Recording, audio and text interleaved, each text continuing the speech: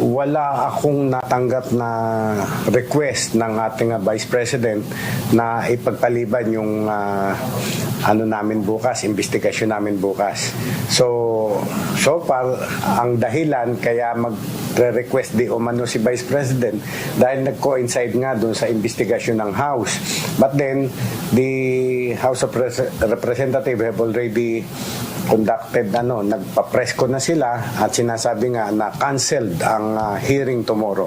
So, eto na lang ang natitira na schedule para kay Vice President na pumunta sa amin. Pinaghahandaan na ng National Bureau of Investigation ang posibleng pagdating bukas ni Vice President Sara Duterte sa kanilang tanggapan dito sa Pasay City. Nitong Martes, pinadalhan ng subpina ng NBI si VP Sara upang hinga ng paliwanag kaugnay ng pahayag nito na tila may halong pagbabanta sa buhay ni Pangulong Ferdinand Marcos Jr.